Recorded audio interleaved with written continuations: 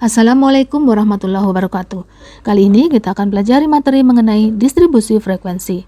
Distribusi frekuensi adalah sekumpulan data yang diamati dalam suatu karakteristik tertentu, yaitu ke dalam kelas-kelas dengan interval dan frekuensi dari kelas tersebut. Data yang tidak dikelompokkan disebut distribusi tunggal, sedangkan data yang dikelompokkan ke dalam beberapa kelas disebut distribusi frekuensi kelompok. Ada dua macam distribusi frekuensi, yaitu 1. Distribusi frekuensi numerikal merupakan distribusi frekuensi yang pembagian kelas-kelasnya dinyatakan dengan bentuk angka. 2. Distribusi frekuensi kategorikal, yaitu distribusi frekuensi yang pembagian kelas-kelasnya berdasarkan macam, golongan, sifat, atau lainnya. Langkah-langkah penyusunan distribusi frekuensi. 1. Menentukan jumlah kelas. Rumusnya, kelas sama dengan 1 ditambah 3,3 log n. N adalah banyaknya data. 2. Mencari ring, yaitu jarak terkecil dengan terbesar, atau sebaliknya. Menentukan panjang kelas, yaitu ring dibagi kelas. 4. Menentukan kelas. Dari data di bawah ini adalah tentang nilai ujian statistik dari 80 taruna. Untuk menghitung tabel distribusi frekuensi, langkah pertama adalah menentukan jumlah kelas. K sama dengan 1 ditambah 3,3 log 80 sama dengan 7,28 atau dibulatkan menjadi 7. Menghitung ring. Data terbesar adalah 99, data terkecil adalah 32. 99 dikurangi 32 sama dengan 67. Menghitung panjang kelas, yaitu ring dibagi kelas. Ring 67, kelas 7. Hasilnya 9,57 dibulatkan jadi 10. Sehingga tabelnya menjadi seperti ini. Tadi sudah ketemu jumlah kelasnya ada 7 kelas. Kemudian nilai ujian berdasarkan panjang kelas. Panjang kelasnya adalah 10 sehingga nilai ujian pada kelas pertama adalah 31 sampai dengan 40. Kelas 2 adalah 41 sampai dengan 50. Yang perlu diingat di sini adalah antara kelas 1, 2 dan lainnya adalah tidak boleh angka yang sama. Sehingga di sini dari batas kelas atas kelas 1 40, batas kelas bawah kelas 2 adalah 41.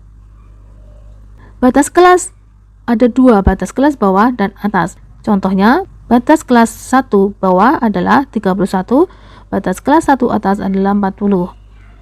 Batas kelas 2 bawah adalah 41, batas kelas 2 atas adalah 50 dan seterusnya. Untuk frekuensi kelas pertama yang nilai tarunanya, nilai statistiknya adalah 31 sampai dengan 40 ada 2 taruna. Yang nilainya 41 sampai dengan 50 ada 3 taruna, dan seterusnya. Itu diperoleh dengan menghitung atau melihat data mentah yang telah disajikan sebelumnya. Tepi kelas. Tepi kelas, setiap kelas memiliki tepi kelas bawah dan atas. Caranya adalah dengan melihat pertengahan atau perbedaan antara batas kelas atas suatu kelas dengan batas bawah kelas sesudahnya.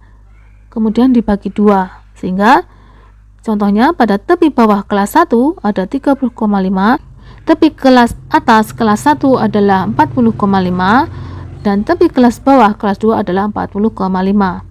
Sehingga setiap tepi kelas atas suatu kelas juga merupakan tepi kelas bawah kelas sesudahnya. Titik tengah adalah pertengahan antara batas bawah dan batas atas suatu kelas. Titik tengah kelas 1 adalah pertengahan antara 31 dan 40, yaitu 35,5. Titik tengah kelas 2 adalah pertengahan 41 dan 50, yaitu 45,5. Tabel di bawah ini merupakan penyajian tabel distribusi frekuensi secara lebih rinci.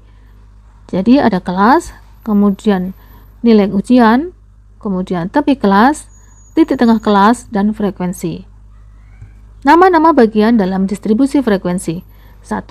Distribusi frekuensi relatif adalah distribusi frekuensi yang frekuensinya tidak dinyatakan dalam angka absolut, tetapi dalam angka relatif atau persentase dari jumlah frekuensi semua kelas yang ada. Distribusi relatif sering digunakan sebagai dasar untuk membuat pie chart. Caranya adalah membagi frekuensi dengan N atau banyaknya data. Contohnya pada frekuensi kelas 1, 2 dibagi 80 sama dengan 0,25 atau 2,5%. Pada kelas ini frekuensinya 5 dibagi 80 sama dengan 0,0625 atau 6,25%, dan seterusnya. Distribusi frekuensi kumulatif, yaitu distribusi frekuensi yang secara berturut-turut dan bertahap memasukkan frekuensi pada kelas-kelas yang lain. Ada dua distribusi frekuensi kumulatif, yaitu frekuensi kumulatif kurang dari dan frekuensi kumulatif lebih dari. Jadi, dari tabel di sini bisa dilihat untuk frekuensi kumulatif adalah dengan menambahkan frekuensi pada kelas-kelas yang lainnya, sehingga 2 ditambah 3 tambah 5 tambah 13 ditambah 24 tambah 21 tambah 12, sehingga frekuensi kumulatifnya menjadi 2, 5, 10, 23, 47, 68, 80. Perhitungan frekuensi kumulatif lebih dari. Jadi, penyajiannya dapat ditampilkan menjadi seperti ini. Untuk taruna yang nilai statistiknya lebih dari 31 ada 80 orang. Taruna yang nilai statistiknya lebih dari 41 adalah 78 orang. Ini dari 80 dikurangi 2.